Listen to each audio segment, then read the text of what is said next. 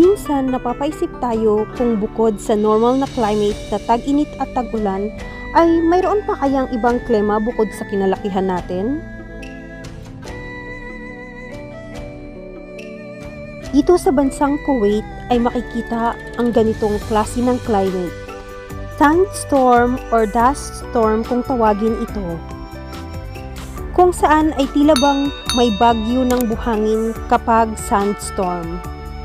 Ang sandstorm or dust storm is a meteorological phenomenon common in arid and semi-arid regions. Ito ay isang malakas na hangin na nagdadala ng malaulap na buhangin lalo na sa disyerto. Nangyayari ito kapag magpapalit ng climate ang isang lugar kagaya ng Kuwait na walang masyadong mga puno at tigang ang lupain. Ito ang makikita mo kapag may sandstorm dito sa Kuwait.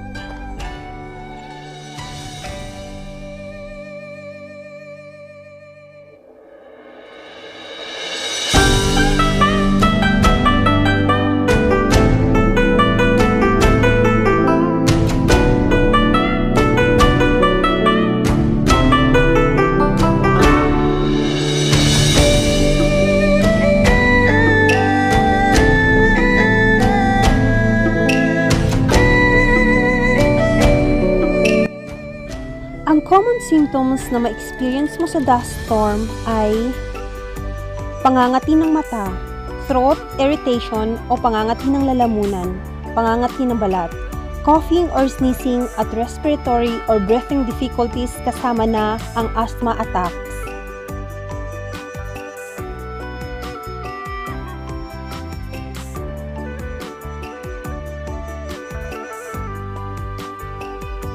When a dust storm comes at nagmamaneho kayo, kailangan nyo ho na mag-pull over at turn off nyo ang inyong vehicle.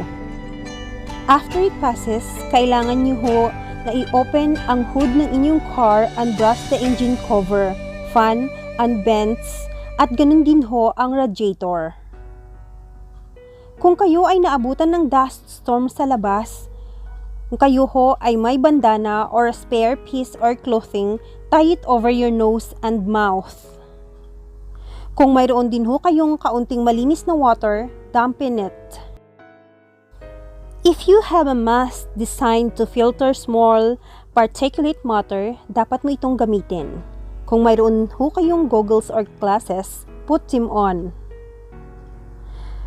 Crouch down and shield your head with your arms, a backpack or a pillow or kung anuman ang available.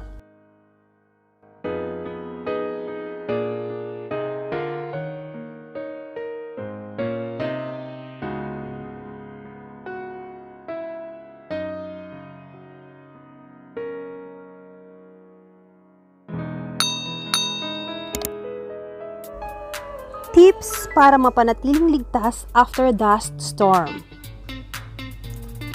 Minimize your time outside. Avoid strenuous outdoor activity or mabigat na gawaing panglabas. Always wear a mask wherever you go outside.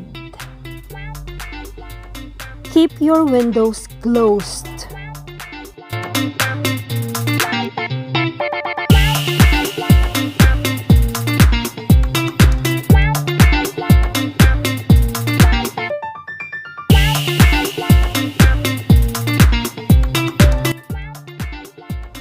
Surviving sandstorm or dust storm requires a bit of knowledge and preparation. It is a good idea to keep mask and safety goggles on hand at home at sa inyong mga sasakyan so you'll have them if you need them. Always pray and take care. God bless you all.